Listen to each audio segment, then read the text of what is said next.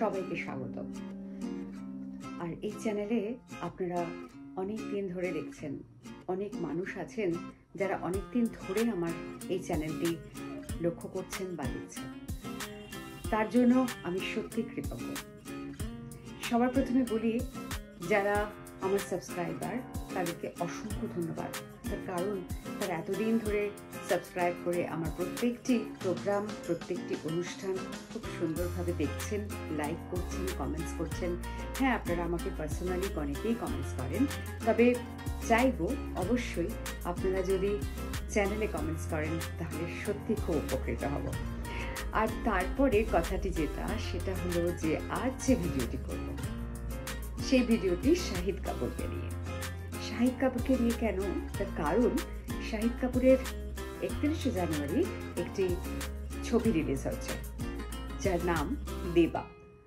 2025-এর 31শে জানুয়ারি ছবিটি রিলিজ হচ্ছে, কিন্তু ছবিটির পিছনে, রিলিজ হওয়ার পেছনে রয়েছে বেশ কিছু অজানা কাহিনী, যেগুলো আপনাদেরকে আমি জানাবো। এবং তার জন্য অবশ্যই আপনাদেরকে বলবো, যারা নতুন দেখছেন এই চ্যানেলতে তারা কিন্তু অবশ্যই সাবস্ক্রাইব করতে ভুলবেন না। এরকম আরও অনেক ভালো ভালো খবর নিয়ে চলে আসবো আপনাদের কাছে। তবে যারা এতদিন ধরে রয়েছেন তাদের জন্য তো সত্যি অসংখ্য ধন্যবাদ। তারা দয়া করে একটু সবাইকে শেয়ার করে দিলে আমার একটু উপকার হয়। আপনারা কমেন্টস করে আমাকে জানাচ্ছেন যে কোনটা আপনাদের কেমন লাগছে, কোন প্রোগ্রামটা কেমন হচ্ছে, বা কোনটার কীরকম হওয়া প্রয়োজন, সবাই আপনারা পার্সোনালি জানান। সত্যি খুব ভালো লাগে সেগুলো। অনেকদিন পর কিন্তু শাহিদ কাপুরকে আমরা দেখতে পাচ্ছি সিনেমার পর্দায়, তিনি আসছেন।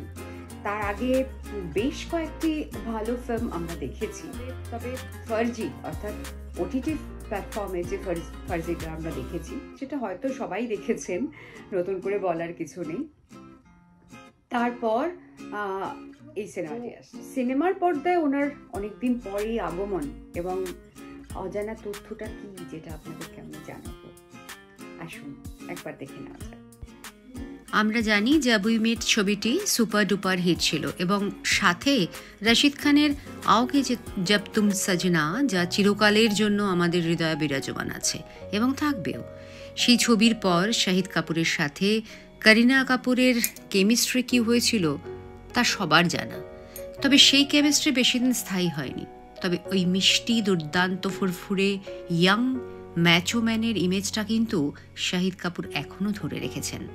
তা বোঝা যায় তার পরবর্তী ছবিগুলো দেখলে, যেমন উড়তা পাঞ্জাব, সঞ্জয় লীলা বানসালির পদ্মাবতী, শালা, হায়দার, রাজকুমার, ব্লাডি ড্যাডি। সত্যি কথা বলতে তার সিনেমার কথা বলে হয়তো শেষ করতে পারবো না, কিন্তু ওটিটি প্ল্যাটফর্মে ফার্জি, যার গল্প হয়তো সবার জানা, সেই ওটিটি প্ল্যাটফর্মের ফার্জি নিয়ে সকলের মুখে আলোচনা চলে। তবে হ্যাঁ, অনেক দিন পর আবার তাকে দেখা যাবে রূপালী পর্দায়। জি স্টুডিও এবং রায় কাপুর ফিল্মসের যৌথ উদ্যোগে দেবা রিলিজ করছে 31 জানুয়ারি। তাকে এখানে পুলিশ অফিসার হিসেবে দেখা যাবে। তার সেই মিষ্টি লুক, যা একজন প্রেমিকের চরিত্রেই মানাতো, সেই জায়গা থেকে সরে গিয়ে একেবারে অন্য ধারার একটি ছবি। তাই নিয়ে জল্পনা এখন তুঙ্গে। তবে বিশ্বস্ত সূত্রের খবর, শাহিদ কাপুরের এই ছবিটি ব্লকবাস্টার হতে চলেছে, কারণ তাকে এমন রোলে এর আগে দেখা যায়নি। হ্যাঁ, হায়দারে দেখা গিয়েছিল বটে, তবে এই দুর্দান্ত প্রত্যাবর্তনকে ঘিরে গুঞ্জন উঠেছে বলিউডে। তার বহুমুখিতা, তার শক্তিশালী পারফরমেন্স যে তার অনুরাগীদের ভালো লাগবে তা বলাই বাহুল্য। তবে এটা কিন্তু মাস্টারপিস ছবি হতে চলেছে। এবার আসল কথায় আসি। ছবিটির পরিচালক হলেন মালায়ালাম চলচ্চিত্র নির্মাতা। তিনি প্রথম হিন্দি জগতে পা রাখছেন, অর্থাৎ রোশন অ্যান্ড্রুসের বলিউডে প্রথম পদক্ষেপ শাহিদ কাপুরের হাত ধরে। শাহিদ কাপুরের ম্যাগনেটিং পাওয়ার, মানুষকে হলে বসিয়ে রাখার, আর তার গল্প বলার সূক্ষ্মতা দুইয়ে মিলে এক হচ্ছে। এই ফিল্মটি অ্যাকশন, নাটক এবং আবেগের সংমিশ্রণ। এবার আরও একটি অজানা তথ্য দেব আপনাদের এই ছবিটির স্ক্রিপ্ট নিয়ে। 2022 সালের আগস্ট মাসে পরিচালক রোশন অ্যান্ড্রুস শাহিদ কাপুরের বাড়িতে যান। তার বাসভবনে গিয়ে এই স্ক্রিপ্টটি শোনান শাহিদ কাপুরকে। শাহিদ কাপুরের ভীষণ পছন্দ হয় এবং তিনি রাজি হলে পরিচালক তার সোশ্যাল মিডিয়া হ্যান্ডেলগুলোর মধ্যে তিনি তার আসন্ন ছবি শাহিদ কাপুরকে নিয়ে পরিচালনা করবেন বলে জানান। 2023 সালের 12ই অক্টোবর তিনি তার কাস্ট এবং কলাকুশলীদের নিয়ে প্রথম শট নেন, অর্থাৎ ছবির শুভমরত করেন।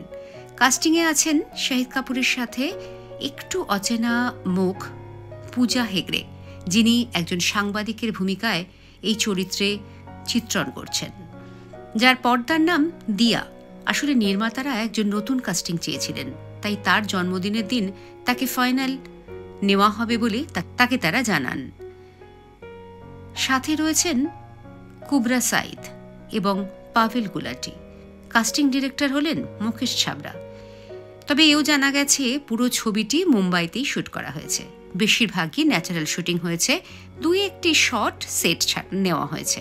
2024 সালের জুলাইয়ে চিত্রগ্রহণ পর্ব শেষ হয়ে পোস্ট প্রোডাকশনে যায় ছবিটি এবং 30শে ডিসেম্বর 2024-এ সেন্সর বোর্ড থেকে তাকে ছাড়পত্র দেয়। ছবিটি প্রথমে 2024-এর 11ই অক্টোবর প্রেক্ষাগৃহে মুক্তির পরিকল্পনা হয়েছিল, কিন্তু সেন্সর বোর্ডের থেকে ছাড়পত্র দেরিতে পাওয়ায় ঠিক হয় 2025-এর 14 ফেব্রুয়ারি অর্থাৎ ভ্যালেন্টাইন্স ডে এর দিন মুক্তির কথা হয়েছিল। কিন্তু তারা চিন্তা করে দেখলেন যে সরস্বতী পুজোও তো বাঙালির ভ্যালেন্টাইন্স ডে, কি তাই তো? তাই নির্মাতারা 31শে জানুয়ারি ঠিক করলেন সমস্ত প্রেক্ষাগৃহে মুক্তি পাবে। তাহলে এক ঢিলেই দুই পাখি মারা যাবে, তাই না? সরস্বতী পুজোর কিছুদিন পরেই ভ্যালেন্টাইন্স ডে, তাই জুটিরা একত্রে এই রোমান্টিক হিরোর ছবি দেখতে নিশ্চয়ই হলে যাবেন, এমনই আশা নির্মাতাদের। কারণ ছবির বাজেট 50 কোটি। দেবা ছবিটি 1 ঘন্টা 56 মিনিট 53 সেকেন্ড, অর্থাৎ প্রায় 2 ঘন্টার ছবি। তবে চুপ করে আপনাদের আরও একটা খবর জানিয়ে রাখি, এই ছবিটি মালায়ালাম ছবি পুলিশ অফিসারের অনুকরণেই তৈরি।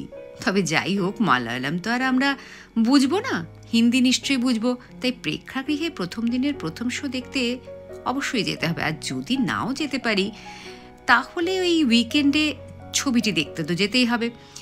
ভিড় যে এই উইকেন্ডে হবে তা বলাই বাহুল্য। শেষ পর্যন্ত আমাদের রোম্যান্টিক হিরো এখন অ্যাকশন থ্রিলারের ম্যাচোম্যান বলে কথা। তিনি তার ইনস্টাতে একটা সেলফি শেয়ার করেছেন একটি আয়নার সামনে।